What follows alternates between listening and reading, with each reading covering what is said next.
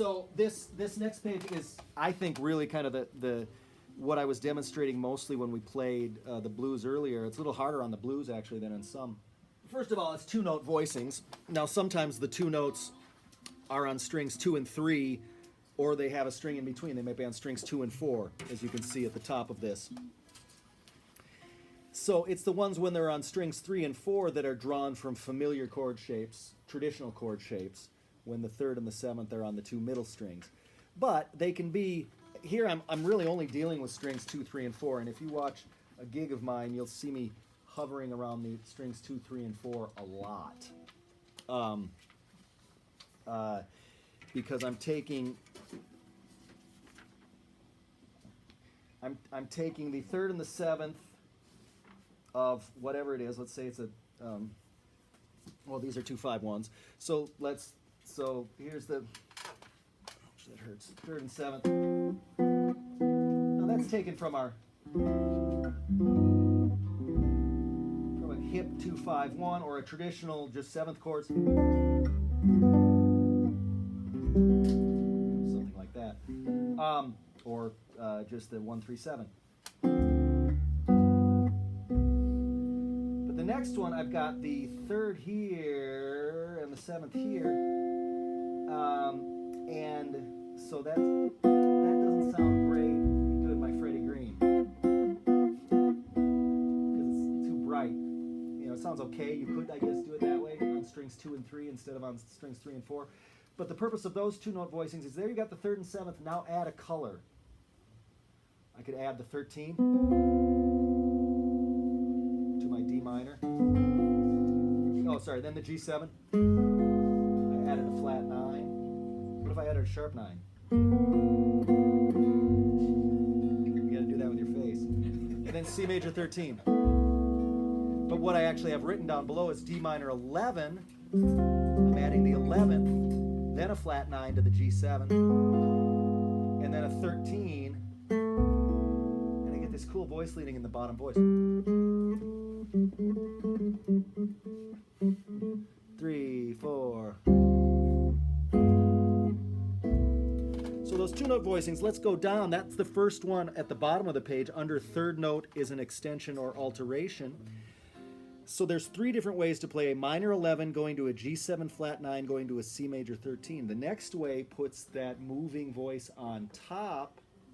D minor 11, G7 flat 9, C major 13. The next one, I got to go way up high, puts it in the middle. And that's 3 colorful ways to play what I call pianistic voicings, because piano players put these dissonances in that are hard to do on guitar. And then the other way is to play D minor 9 to G7 sharp 5 to C major 9. Ready? Last 6 bars. Go. Last 9 bars. Go. Those are traditional from our 2 boxes, our 2 magic boxes. And then this one is real fun.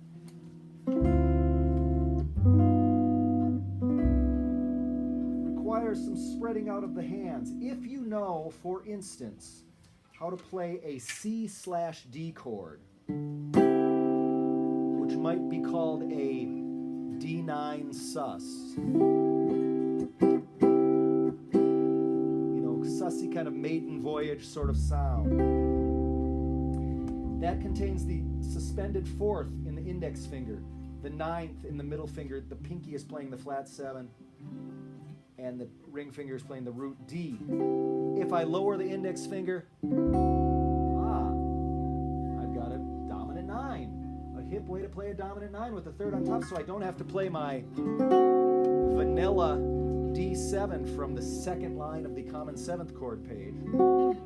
This is a little hipper way to play it. I can change my 9 to a flat 9. I can go back up to natural 9. And reach my first finger down to a flat 3. Not everyone can.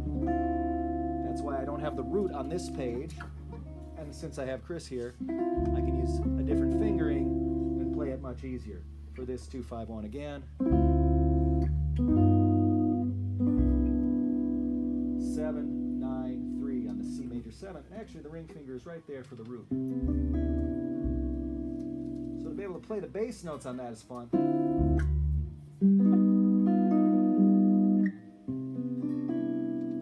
And the last one, oh yikes. Okay, here it is. Now I've got the 9th down here on my pinky. Notice I just moved 2 fingers each time. They're actually, once you get the minor 11 or minor 9 voicing is tough, but the dominant is usually just moving 2 fingers down a fret. And then there's a C major 9. So those are the kind of voicings I was using. Now, let's play Autumn Leaves and I'll try to use those voicings. 1, 2, 3, 4. Yeah, solo. 1, 2, 1, the falling.